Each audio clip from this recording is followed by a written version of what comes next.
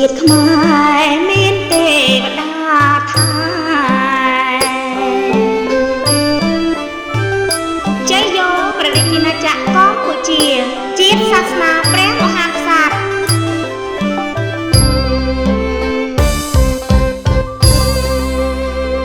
មហាក្សត្រកម្ពុជាជាតិខ្មែរប្រសោតទៀតខែថែជាតិសាសនាទ្រង់ជាអង្គក្សត្រអង្គខែមរាស្នងរាជរក្សានគរបបៃតាដាក់រាជទ្រង់ស្នងបន្ត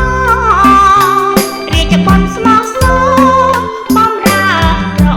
ជាលើដែនសុវណ្ណនៃជាតិសាសនាទូទាំងខេមរាសាទររីករាយជាតិកាលការវប្បធម៌ពុនរីក្រអូបផ្សាយភាយលាន់ពេញសង្គមបរាណសោកសាយចោលផ្សាយបានដល់ទូទាំងសកលលើខែលោកបារងរាជទានអំណោយជូនគ្រួសារប្រជាខេមរារាជកម្មសេកកក្រសួងស្ថាប័នខ្វះខាតក្រីក្រព្រះតីស្មោះសរមេត្តាប្រណី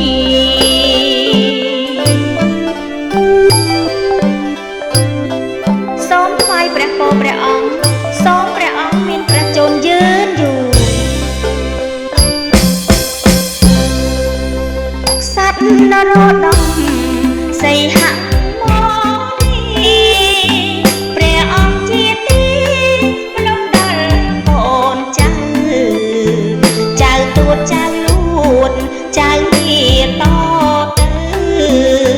ស្នាព្រះហស្ថនៅគង់មានតភូមិជាតិស្ដេចកម្ពុជាបរណភាពជាតិឥតមានឃ្លានឃ្លានវប្បធម៌សាសនាទំនៀមទម្លាប់គេឈ្មោះខែមរាក្នុងទ្វីបលោកាបរាណកាលសូមថ្វាយព្រះពរព្រះអង្គសូមព្រះអង្គមានព្រះជន្មយឺនយូរ